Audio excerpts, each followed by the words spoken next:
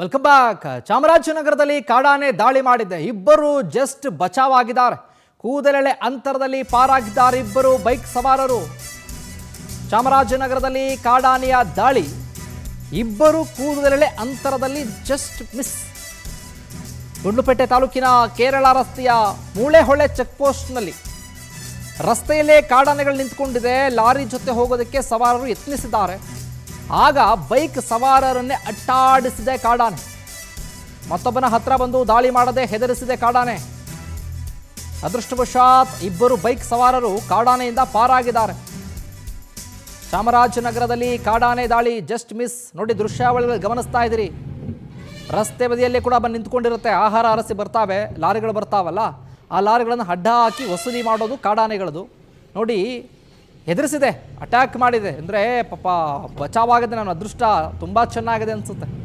ಯಾಕಂದರೆ ಏಕಾಏಕಿ ಬಂದಂಥ ಕಾಡಾನೆ ಹೆದರಿಸಿದೆ ಹೊರತು ಆತನ ಮೇಲೆ ದಾಳಿಯನ್ನು ಮಾಡಿಲ್ಲ. ಇನ್ನು ಇದೇ ವಿಚಾರಕ್ಕೆ ಸಂಬಂಧಪಟ್ಟ ಹಾಗೆ ಹೆಚ್ಚಿನ ಅಪ್ಡೇಟ್ಸನ್ನು ಕೊಡ್ತಾರೆ ನಮ್ಮ ಚಾಮರಾಜನಗರ ಪ್ರತಿನಿಧಿ ಶ್ರೀನಿವಾಸ್ ನಾಯಕ್. ಫೋನ್ ಸಂಪರ್ಕದಲ್ಲಿ ಜಾಯ್ನ್ ಆಗ್ತಿದ್ದಾರೆ. ಶ್ರೀನಿವಾಸ್ ನಾಯಕ್, ನೋಡ್ತಾ ಇದ್ದೀವಿ ಕಾಡಾನೆ ಯಾವ ರೀತಿಯಾಗಿ ಬೈಕ್ ಸವಾರನ್ನ ಹೆದರಿಸಿ ಕಳಿಸಿದೆ ಅಂತ. ಜಸ್ಟ್ ಮಿಸ್ ಆಗಿದ್ದಾರೆ ಇಬ್ಬರು ಕೂಡ. ಈ ವಿಚಾರವಾಗಿ ಅಪ್ಡೇಟ್ಸ್ ಕೊಡೋದಾದ್ರೆ ಶಿವಕುಮಾರ್, ಏನಂತಂದ್ರೆ ಚಾಮರಾಜನಗರ ಜಿಲ್ಲೆ 2 ರಾಜ್ಯಗಳ ಸಂಪರ್ಕಗೊಂಡಿ ರಸ್ತೆಗಳಿದಾವೆ. ಅದ್ರಲ್ಲಿ ಒಂದ್ ಕಡೆ ಕೇರಳಕ್ಕೆ ಹೋಗುತ್ತೆ, ಮತ್ತೊಂದ್ ಕಡೆ ತಮಿಳುನಾಡಿಗೆ ಸಂಪರ್ಕವಾಗುತ್ತೆ. ಆ ರಸ್ತೆಗಳಲ್ಲಿ ಏನು ಕಾಡಾನೆ ಏನು ಮಾಮೂಲಿ ನಿಂತ್ಕೊಳ್ಳೋದು ಕಾಮನ್ ಆಗ್ಬಿಟ್ಟಿದೆ. ಅದು ಏನ್ ರಸ್ತೆಗೆ ಬಂದು ನಿಂತ್ಕೊಳ್ತವೆ. ಕೆಲವು ಕಬ್ಬನ್ ಲಾರಿಗೆ ಟಾರ್ಗೆಟ್ ಮಾಡ್ತವೆ ಈ ತಮಿಳುನಾಡಿನ ರಸ್ತೆನಲ್ಲಿ. ಈ ಕೇರಳ ರಸ್ತೆನಲ್ಲಿ ತರಕಾರಿ ಲಾರಿಗಳನ್ನ ಅವು ಟಾರ್ಗೆಟ್ ಮಾಡ್ಕೊಂಡು ನಿಂತ್ಕೊಂಡು ಮುಖ್ಯ ರಸ್ತೆಯಲ್ಲಿ ನಿಂತ್ಕೊಂಡು ಅವು ಅಡ್ಡ ಹಾಕಂತ ಕೆಲಸವನ್ನ ಮಾಡ್ತವೆ. ಅದೇ ರೀತಿ ಇವತ್ತು ಒಂದು ಅಂದ್ರೆ ಮರಿ ಜೊತೆ ಇದ್ದಂತ ಒಂದು ಹೆಣ್ಣಾಣೆ ರಸ್ತೆಯಲ್ಲಿ ನಿಂತಿದೆ. ಆ ಸಂದರ್ಭದಲ್ಲಿ ಒಂದು ಲಾರಿಗಳು ಪಾಸ್ ಆಗುವಾಗ ಈ ಬೈಕ್ ಸವಾರ ಅದರಿಂದ ಹೋಗ್ಬೋದು ಅಂತೇಳಿ ಪ್ರಯತ್ನ ಮಾಡಿದ್ದಾರೆ. ಆ ಸಂದರ್ಭದಲ್ಲಿ ಅದು ಏಕಾಏಕಿ ದಾಳಿಗೆ ಮುಂದಾದ ತಕ್ಷಣ ಒಬ್ಬನು ಫಾರೆಸ್ಟ್ ಒಳಗಡೆ ನುಗ್ಗಿದ್ರೆ ಮತ್ತೆ ಇನ್ನೊಬ್ಬನ ಹತ್ರ ಬಂದಾಗ ಅವನು ಅಲ್ಲೇ ಇದ್ರು ಕೂಡ ಏನೋ ಸದ್ಯಕ್ಕೆ ಅವ್ರಿಗೆ ಅದೃಷ್ಟ ಚೆನ್ನಾಗಿತ್ತು ಅನ್ಸುತ್ತೆ, ಅವನನ್ನ ದಾಳಿ ಮಾಡ್ದೇನೆ ಹಂಗೇನೆ ಮುಂದೆ ಹೋಗಿದೆ. ಸೊ ಇಬ್ರು ಕೂಡ ಬೈಕ್ ಸವಾರರು ಒಂದು ಸಣ್ಣ ಇದರಲ್ಲಿ ಕುದಲೆಳೆಯಲ್ಲಿ ಬಚಾವಾಗಿದ್ದಾರೆ ಅಂತ ಹೇಳ್ಬೋದಾಗಿದೆ.